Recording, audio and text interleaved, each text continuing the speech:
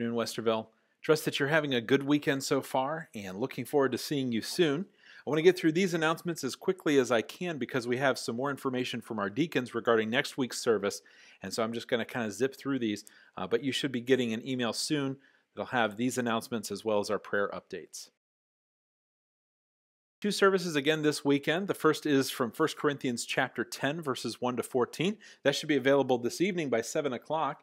And I'd encourage you before watching that service that you would go ahead and take some time to look in the book of Exodus and look at the behavior specifically of the Israelites right after they departed from Egypt. I think that would be helpful for you.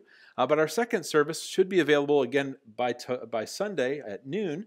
And that's a service that our TAC ministry has put together. So our teens worked this weekend to get this service ready for you, and I trust it will be an encouragement and a blessing to you. We got a couple college graduates to celebrate with, Bryn Reagan from Bob Jones University and Lauren Jocks from Pensacola Christian College.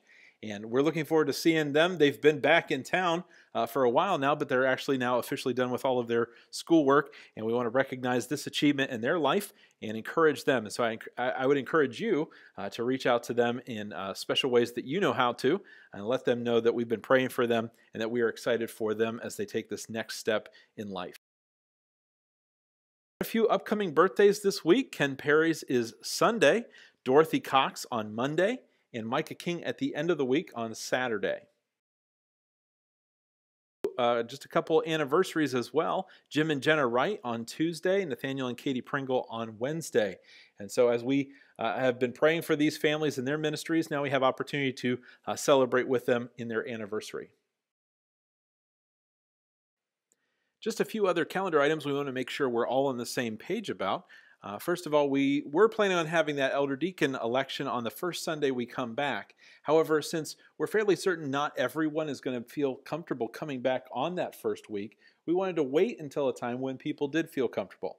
And so we're going to postpone that for now and probably have that in June at a time when it seems like everybody's able to come and feel comfortable being together in a group. And so same thing with the church business meeting. We didn't want to rush into that before everyone felt comfortable coming back together. And so looking forward to having both of those events in the not too distant future, but we won't be having those as soon as we had originally planned.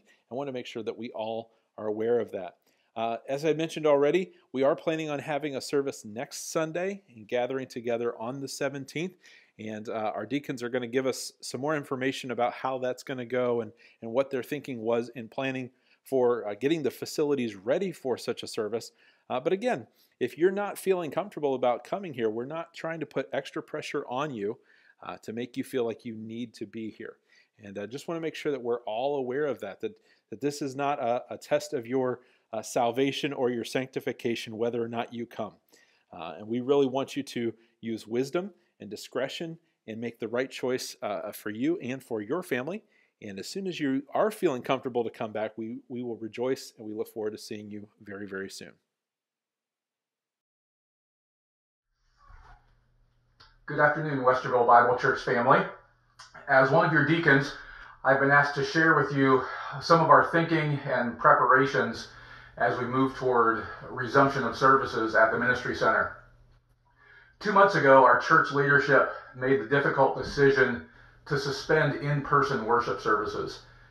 For the weeks that followed, we have adapted to the circumstances and come together virtually, but that is certainly no substitute for the fellowship and communion that gathering together as individuals, as small groups, and as a whole congregation can provide. Now, with our state slowly reopening to business, and the health order not technically being applied to churches or religious gatherings, church leadership has thoughtfully and prayerfully decided to meet once again beginning May 17th. In doing so, there are several motivating principles to consider. Stewardship of the ministry. We desire to ensure the viability of our ministry both now and for the future.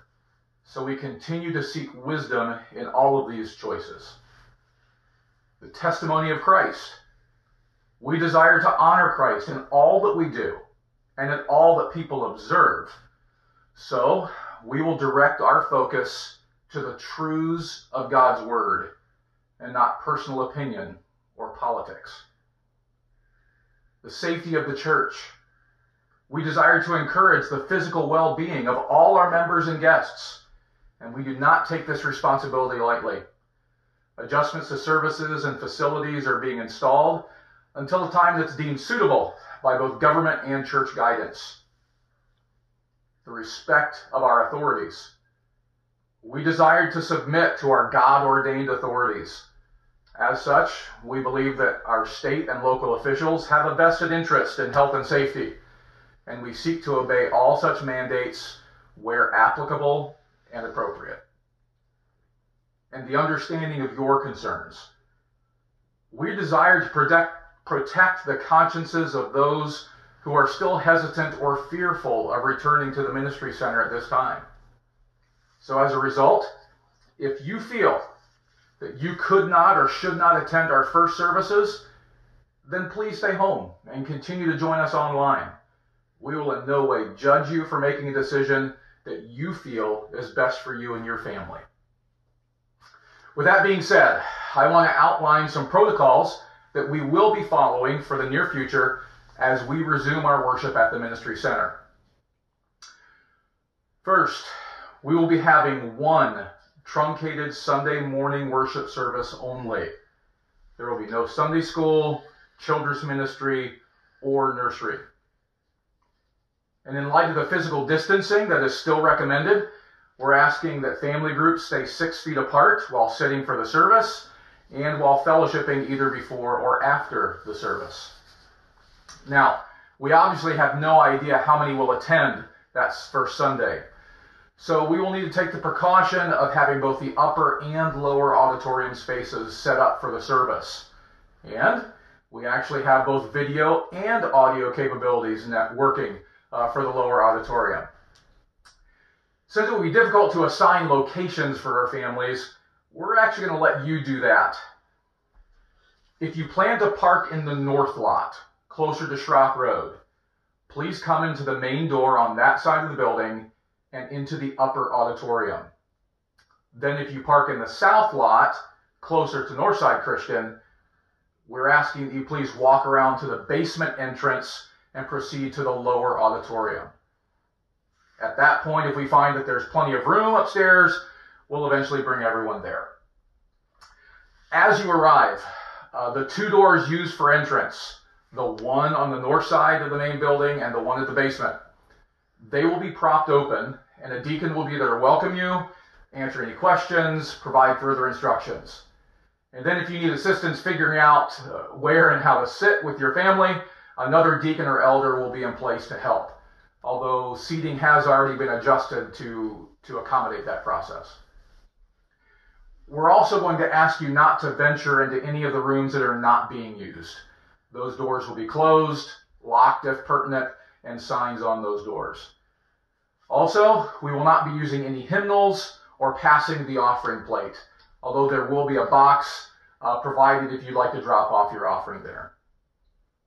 Additionally, we are going to make sure that there is plenty of hand sanitizer both upstairs and downstairs. Now, regarding masks, whether you choose to wear or not wear one, that is your choice, and we ask that you respect others' choices as well. However, if you feel that you need to wear a mask, but do not have one of your own, we are currently attempting to secure a supply to have on hand in case you need one. I know going forward this might be awkward, and it is certainly not ideal, but rest assured that we are doing whatever we can to provide a safe environment without distraction, at least as much as possible considering the situation. So, if you feel that you're able to join us on May 17th, please do so. We look forward to being together again. If you don't think that you can, or should, for the time being, then that's okay too. We look forward to seeing you when you do. Regardless, continue to pray for the elders and deacons and for one another as we all press forward, not just through this pandemic, but in the prize of building each other up into the image of Christ. Thank you, and I hope to see you soon.